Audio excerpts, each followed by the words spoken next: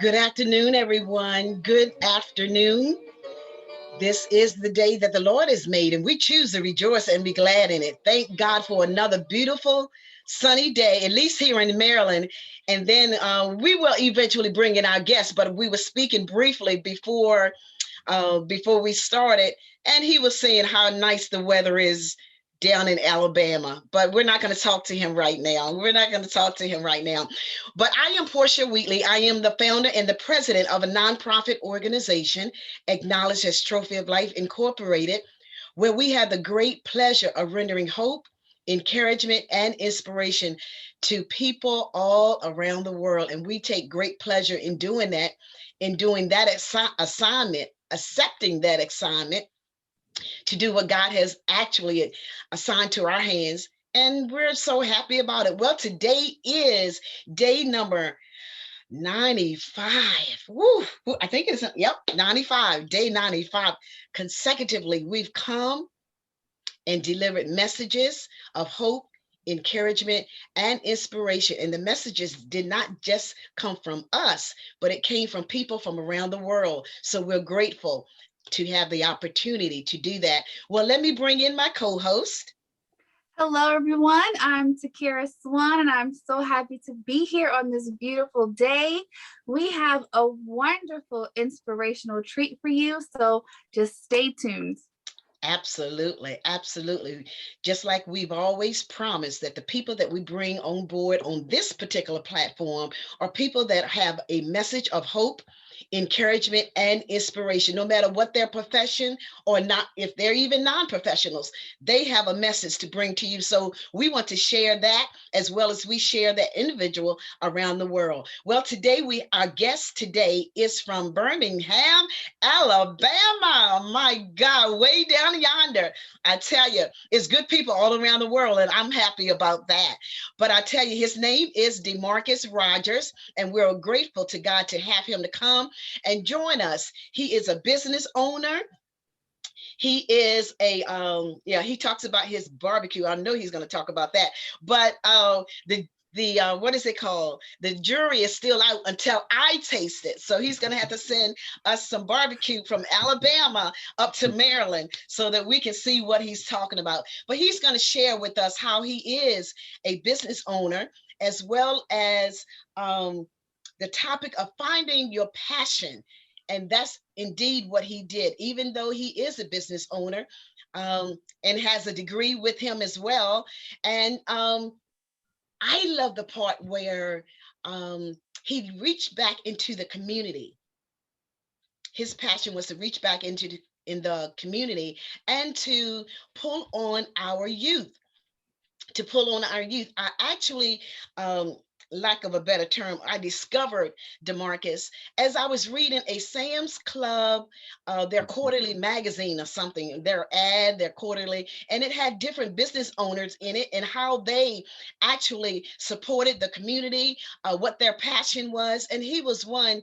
But when I saw where, though he is a business owner and he looks like a football player, I tell you what, what I saw that jumped out to me on the pages was the fact that he actually reached back into the community and started to give hope, encouragement, and inspiration to our youth. So today we're going to hear from DeMarcus and let us know how we can do the same. Reach back in the community and find out just how you can help young people, senior citizens, children, adults, everyone. There is purpose in you. I oftentimes say, as long as you have breath in your body, you have purpose. Well, we're going to yield the floor to you, DeMarcus. Take it away. Hey, thank you for having me on. It's always a pleasure to be able to speak with like-minded people and definitely give hope back to the community, the kids especially. Well, my name is DeMarcus Rodgers.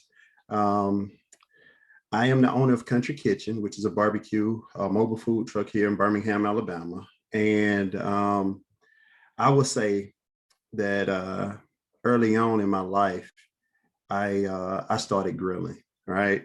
And everything, I have this disclaimer to put out there, everything that I'm going to talk about is personal. Everything that I'm going to tell you and everything that I'm going to share with you is not what I heard from someone else. It's things that I've actually lived and went through and experienced to get me to where I'm at today. So I'm just going to go all the way back. My first time ever grilling, probably 8, 9 years old, didn't know what I was doing, put a lot of lighter fluid on it, just threw a match on it immediately. Yeah, it was a nice fire, and it burnt right out as soon as the lighter fluid burned off. But that was my first time. But when I was growing up, I didn't see many business owners, and I talked about this in the Sam's Club magazine. I didn't see many business owners, or none actually business owners, African American. Seen none. So my inspiration came from me not seeing people like me do something else. A lot of people back at home, and there's nothing wrong with it, because my father worked on land rigs, oil rigs out in the ocean, gone 21 days, home 7 or 14 days. I knew, for one, that I didn't want to do that, without a shadow of a doubt. I know I didn't want to do that. I could swim. I don't think I could drink that much water, but I definitely can swim. But my plan was, I had two options coming out. My dad was a military guy, retired. Either join the Army or get a scholarship. And I played football, like you mentioned. I'm an ex-football player. So I chose to get a football scholarship. Now, I'm from a very small town. Y'all mentioned Birmingham as where I'm at now. That's where I've been for the last 21 years because of my scholarship to the University of Alabama at Birmingham. But I'm from a small town, very small. I don't even know the population. We have one traffic light. So when I got to Birmingham, it was a culture shock. I seen everything. I was like, oh my gosh, it's a whole new world out here. All right. And this whole new world, I was like, I could do this, I could do this, I could do this. I started at UAB with majoring in elementary education. So that may be the reason why I still like giving back. Now, I did change my major because of one kid, but I did change my major. But so I started, and I started working with the Big Brother, Big Sister program. And that was me being like a mentoring coordinator. And I was also a mentor in the program, where I kind of just spent time with kids, showed them the way, and just kind of being there for them, showing them that you can do anything you want, and I mean anything. So once I started doing that, I decided, all right, I started working in substance abuse field, decided to go back and get my master's in counseling, got my master's in counseling, started working with substance abuse, doing relationship counseling. I always paid attention to the kids. The kids are the ones that's usually affected by adult decisions. And that is huge, because if the kids see this and they think that it's okay, or they feel like it's right, the kid is going to grow up. And we have generations of the same thing going on and on and on. At some point in time, somebody has to go against the grain, if you will, because if you never go against the grain, you will accept things. Now, not saying that parents are bad or anything. I think parents do things that's just situational, that they feel like it's the best at that time. But it's up to you as an adult to try to change some of those things. So I have a quote, and the quote that I have, it's about hope. And I read this quote a long time ago, and I love it. It says, man can live about 40 days without food, about 3 days without water, about 8 minutes without air, but only for 1 second without hope. So that quote, it has always registered with me, because if you have hope and you have a desire, you can accomplish anything and everything that you want. That's one quote that I would never, ever, like, I live by those words.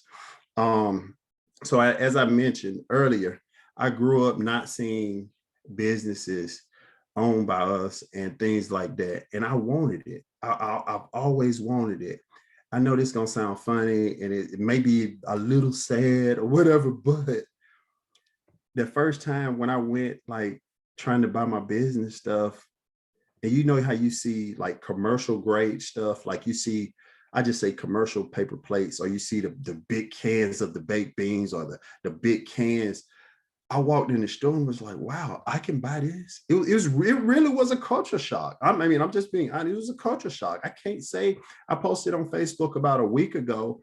I said something to the effect that I can't say that I've had a hard life, but I can say that nothing has been given to me. And what that means is I've worked for it. And if you're willing to put the work behind it, you can accomplish and you can get anything that you want. Anything. I mean anything. And bar none. So when I started talking, one of the, let's see, I've been back home several times talking to individuals. Just a little bit about my hometown. It's Toxie, Alabama. Have a small school there, Southern Choctaw. It's my alma mater. We had quote unquote some gang activity. It's a small town. It's definitely not gangs. It was cliques. It was more like cliques. We had this neighborhood against that neighborhood.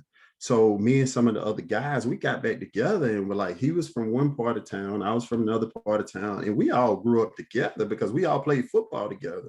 So we went back to talk to the kids to try to figure out, like, if y'all are true gang members, there's no way y'all could be sitting in this room with each other without going at each other, to try to help them understand that, like, that's not cool.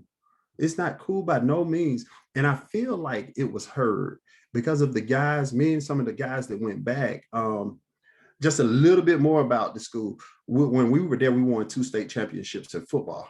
And our pictures and stuff are hanging up on the wall and different things of that. So we're kind of respected down there. And, a lot of people know us. And that's the reason the coaches brought us back. So we did that conversation. And I always have, COVID kind of messed it up. We always do a cancer walk in memory of my mom. My mom passed from breast cancer back in 2013. And that's another way to bring the community together. One year, the football players came out there to kind of, I'm gonna say lead the walk, but they was out there, their presence. And that was really nice. That really warmed my heart to see that even though you just got finished playing this football game Friday night and this early Saturday morning, you're out there, trying to do something positive. And I think when it comes to the youth, they have to have something to do because boredom would get you in trouble. So that kind of warmed my heart. So just talking more about encouragement, I feel like the gifts you are blessed with are essentially a blessing. That's the easy part. I think they're given to you, honestly. I feel like, you're blessed with whatever it is. I personally feel like I was blessed with the ability to be able to grill. And that was the easy part for me because I would taste other people's food and be like, okay, maybe that's not their gift. But I feel like it's my gift and I can accept that. Just like, I don't know, some people can dance. I can't dance. That's, you're a great dancer, but anyway, so the gift that I've been blessed with was to be able to grill. The hard part about your gift is you have to figure out the audience. You have to figure out the customers. You have to figure out how to utilize your gift to bless other people. That's the hard part. And that's trial and error. And the thing that I know is that you're going to bump your head. There's no way around it. I remember a quote that my mom said, and I don't know if she got it from anyone or she made it up. It sounds good though. She said, nothing worth having is free. Nothing worth having is free. Like I said, I don't know if she made it up, but I thought about it. If you want something, if you have a desire to do something, regardless of what it is, you have to zone in on it. And I think this may be some type of proverb, but they always say, build it and they will come. And if you work on something, if you put the time, energy, and effort into it, now you'll see people that's doing something similar to what you're doing or trying to do, and theirs may take off. It may take off within a week. It may take off within a month. It may take off as faster than yours. And you can sit there and question yourself. You can question whoever you want. You can question all of that. But that doesn't mean that yours won't. Timing is everything. And when it's time for your when it's time for your season, when it's time for your season, you're gonna go through. Make no mistake about it. You're gonna go through it. I'm just another personal message. This was just Saturday. I had an event, Easter event out in probably about 30, 45 minutes from my house. And I was about a mile away from the event and my truck started shaking. And I was like, what's going on? I was like, oh, I got a flat tire. I'm like, I'm a mile. I can see where I'm supposed to park. I'm going to keep driving. So I turned on the road. As soon as I turned on the road, my entire tire came off of my truck. The entire tire, it dropped down in the middle of the entrance where other people had to go. That's just an example of, even when you tap into it and when things are going good, something will still come and just hit you. It's just a test. It's just a test of your faith. It's a test of your drive, your diligence at doing what you're supposed to be doing. Because when you're doing what you know you're supposed to be doing, you will feel it. It feels different. It may not come easy, but it'll feel different. But I challenge anyone that's listening, or even contemplating doing whatever it is, and it's bar none, just whatever it is to do it. I mean, just step out there. They say a journey, it's another quote, a journey of 1,000 miles begins with only one step. One step. And you can, you know, you're going to have people in your circle that believes in you. You're going to have people in your circle that don't want you to succeed. You're going to have people in your circle that will act like they want you to be successful and really don't. Don't focus on any of that. You focus on what you want to do. You focus on that. And I know, let's see, I know this is a spiritual podcast or a Facebook Live. You know where your help comes from.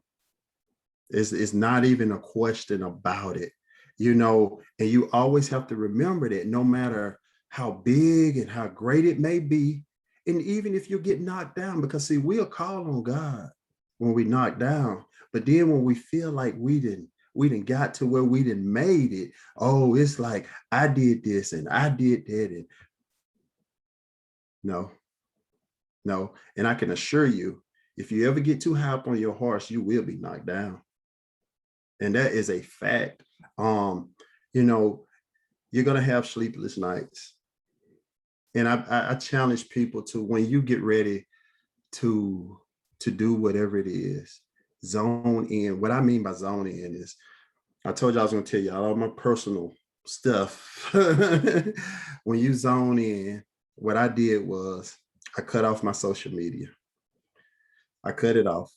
I cut off DeMarcus Rodgers. I cut it off.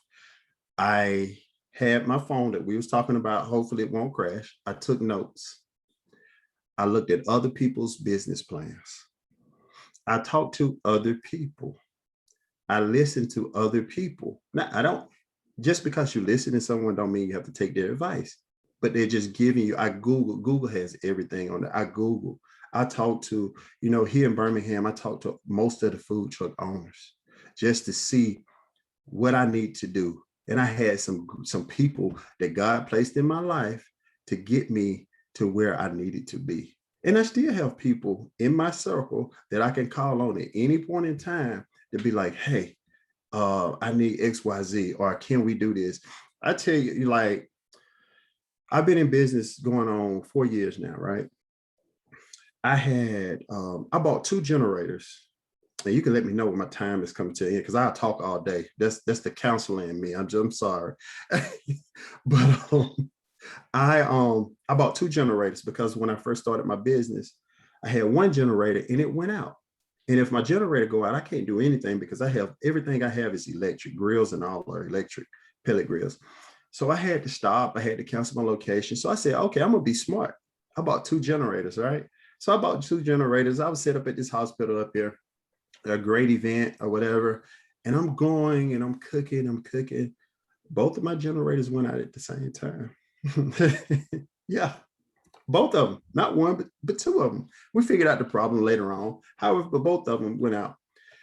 In situations like that, you don't even question it. My thing is, be more solution based than problem based. Don't focus so much on the problem that you can't find a solution, because there's a solution. But once I feel like as people, we focus more on the problems, and when we focus on the problem get bigger. Wow. And with the problem getting bigger, your chances of solving it get slimmer. So if you focusing more on the solution to the problem, okay, this is the problem. Last thing I say, I think I'm getting close, but last thing I say is this. And the reason why I'm like that is this. I was cutting grass. It was back in 2013. And my mom called me. I had just, well, let's see. I was cutting grass. I just finished cutting grass. But she called me and she said, hey, I got something to tell you. I said, okay. She said, the cancer came back. I said, okay. She said, don't worry. She said, we'll beat it. That's exactly what she said. She said, don't worry, we'll beat it. She said, I'd already talked to the doctors, because she already knew what my next question was going to be. My question was going to be, what do we need to do? It's never like, oh my God, what is it going to do? What is it going to do? How's it going to affect you? None of that matters when you focused on the solution. So anybody that's starting a business, if there's a roadblock, and there will be roadblocks, if there's a roadblock, let's figure out how to go through it. We ain't going to go around it, because if we go around it, when we have to come back and backtrack, we got to go right back through that same roadblock. Let's go through it. Let's figure out solutions to the problem. And any kid out there that's listening, like, I just thought of what you asked me to talk about earlier too. I was just getting ready to kind of like, can you get to the kid? No, you're good. Yeah. You're good. Just let us know you're talking about the youth, correct, as well? Yes. All yes. right. Yes. So when I was growing up, I wrote a letter, and I probably have it back in the country. It was a letter as to what I wanted to be when I got older, and I wanted to be an NFL football player. And because that's what I seen. I love football, and my letter said that I wanted to play linebacker for the San Francisco 49ers. That's what I wanted to do, because I seen them, and I love the game so much, and I still love the game. I didn't see like the people that I was talking about, like me, that was, you have a successful career doing this or owning your own business. So I wanted to be an athlete, because I love football. Those are not the only people that you can model your life after. You have people right in front of you in your communities that are doing very well for themselves. Now, the only difference is you don't see them on the TV all the time, but you see them at church. You see them in the neighborhoods. You see them giving back by either donating or at the Little League games and different things of that nature. You can be in the top of your class with whatever profession you choose and make a living, better than a living, than some NFL players, just by what you do. If you tap into your passion, it's not considered work. My last day of work was October the 31st, what year was that? This is 2017. That's the last time that I worked for worked in the corporate world. Now what I do is my passion, so it's not work. Do I work harder for myself? Yes, I do. But it's worth it, because it's mine. It is mine. And I'm not encouraging, I'm not saying you don't have to work for anyone. I'm not saying that at all. Right. But if there's something that you want to do, you can make a great living. I was comfortable. I wore slacks and a button down every day. I haven't worn them in 4 years, other than like events and church and stuff like that. But I haven't had to. But you can be whatever it is, kids. And when I say anything, like anything, the sky is honestly the limit. Especially when it is fulfilling, and that is your passion, to reach back into the community and pull on the young people, encourage them, inspire them. That makes a difference in all. It just makes a difference in the time of their as they are growing and maturing. But they remember what DeMarcus Rodgers has stated to them or shared with them, and not just in material things, but the time spent with them. because I understand that some of them may have their parents, whether it's one parent or both parents, but there are times when the parents don't have the time or don't take the time to spend with them, but they remember a DeMarcus Rodgers who spent time with them or who sowed into their lives when they really needed that time and attention. But thank you so very much for just sharing how you can become what you want to be. At first, the business owner.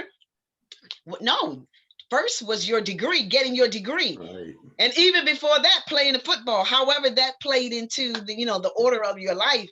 But you did what you wanted to do, but you're at the place where you can walk out and live out your purpose and your passion. So that makes a big difference. You think so, Takira? I definitely think so. So I just want you to know, I don't know if you know this, but you have given more than 2 handfuls of nuggets while you were talking. Like, as I usually sum up, what what the guests have talked about, like you've literally had so many nuggets. I have so many directions that I can go to. But one of the things I really love that you said that everyone can apply to their life is zoning in. I really think that if you just listen to what he said and his experiences and just zone in on your passion, everything will fall in line, especially our young people. I want to commend you for being an example for young people who may just have only athletes to look at, to aspire to be like. You are someone who went to school, got a degree, and then, you took something you like to do and created a whole business out of it. And a lot of times, especially young people, you go through, what am I going to do in life? I don't know what I want to do. It's really more simple than you think. You just find, what do you like to do? Like when you wake up in the morning, what makes you happy? Like what activity makes you happy? It could be sports. It could be helping people. It could be cooking. It could be gardening. It could be anything, any kind of hobby that you like. And you take something that you would love to do, and you don't consider it work, even though you may be doing physical work, and you take that and say, okay, how can I do this all the time? Because you're doing what makes you happy. And then when you do something that makes you happy and you pursue your passion, that's when the money and everything will come in line. It will come in, and you've developed, before you know it, you've developed an entire lifestyle. And for my young people, you've developed an entire following. Social media is so big. Right. And whether you want to be big on social media or not, a lot of times people who are like super successful on social media, they're just doing what they love to do. They're doing photography. I love taking pictures, and they post pictures on Instagram. And now you have 100,000 followers, and people are coming to you saying, hey, you know what? How can I be like you? Or, hey, you know what? I can use you for this. And that's how you make money and get paid. And, you become this huge business mogul and this huge entrepreneur.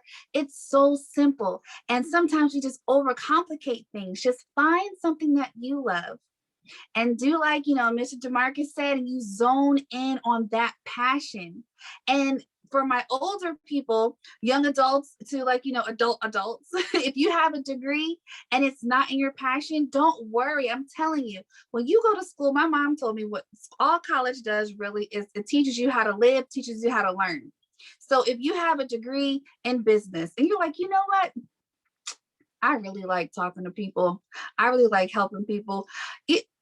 That degree in business, it will come in hand later, but follow that passion. Like I love doing this platform. I love volunteering. I love talking to people, interviewing. But guess what? I don't have a degree in communications or like broadcast journalism. My degree is in architecture, completely different. But the things I have learned in school on the way, it teaches you how to research things. It teaches you how to go after and pursue things. So if you're already, a college degree holder and it's not in what you love to do, don't get discouraged. Be encouraged. Just go after your passion. And like you say, gifts come without repentance. So all that means is, you know what? You don't have to do anything to get that gifting. If you can naturally dance, and you're like, you know what? I got rhythm. So some people don't have any rhythm at all. That's not their passion. It's okay. Even if you love to dance, you can't dance, and that is something you love to do. I'm telling you, it will work for your favor. All you have to do is zone in, like he said, and pursue your passion, and do not give up. Yesterday, we had a guest recite a poem, Don't Quit. And that poem can really resonate with all of us because, like he said, nothing worth having is free. You have to go after your passion. You have to put in the work. And then once you start putting in that work and things start falling in line, when things happen, like, his car broke down, it's going to be okay because he's like, I know this is what I want to do. It's something I'm supposed to do. It's just a little hill on the way.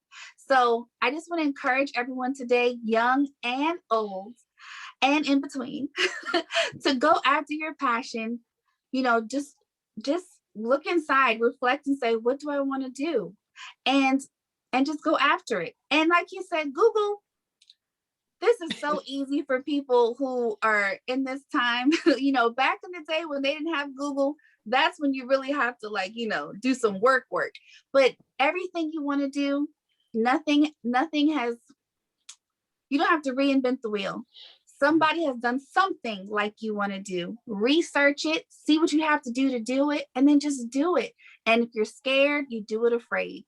But I'm telling you, it'll all be worth it. Just like Mr. Rodgers here, it'll all be worth it. So just hang in there, have hope. And I just encourage everyone to zone in and go after your passion. Great. That's definitely what we're going to do. Now, I always have like a question, or whether it's comical or not, but I want to know what happened to your truck when that wheel fell off. Did the food go like this, right, or what? I want to know. So that was on my truck. I have a Nissan Titan that's pulling my tray. I have a food trailer. Okay. So all of the food was inside my refrigerator, and then I have dry food that was just on my my stand. So the food wasn't really affected, but It was just my trailer. It essentially fell down on its axis. The tire came off, fell down on its axis. Good. I don't want right. Save the food.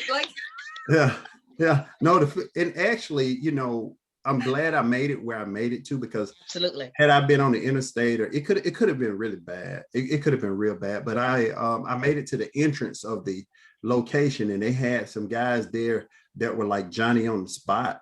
That they unhooked my truck, and they pulled my truck out the way, and then they pulled my trailer to the location where I actually started cooking at. So I was about 30 minutes behind on the cooking, and I got the rest, got it towed and all of that stuff. But yeah, it didn't affect the food at all. That's what I remember.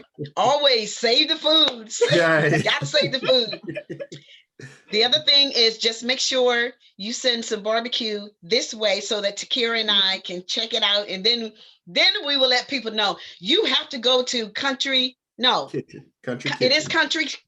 Okay, yeah. Kuntri Kitchen in what city? It's in Birmingham, Alabama. It's spelled Kuntri Kitchen. All right. Birmingham, Alabama. Audience, you heard that. And we want you, and when you go there, if you happen to go there to Alabama and you stop in, you make sure you tell them Project 365 sent you. You got to give them at least $1 or $2 off their. I take care of them. I love feeding people. I love feeding. There you go. Takira, did we mention our YouTube channel? Yes, everyone, please go to our YouTube channel and like, share, and subscribe. Make sure you hit that notification bell so that you know every time we make a new post. You help us to make Project 365 what it is, and we can't do it without you. So just go to our YouTube page and subscribe. Don't forget to do that, because we're going to make sure DeMarcus gets in some of these other states. If they want some of that barbecue, they're going to have to either come to Alabama, or he frees it and send it out. You're going to get it some kind of way, but we'll make sure. Anyway, thank you again for accepting my invitation to come and be with us on Project 365. And to our audience, those that are business owners that want to reach back into the community and help our young people definitely need it. They need some assistance. They need guidance. They need hope, encouragement, and inspiration. And we thanking you in advance, because you have it within, but you have to share it. Okay? Thank you. We love you. God bless. And we shall see you on tomorrow.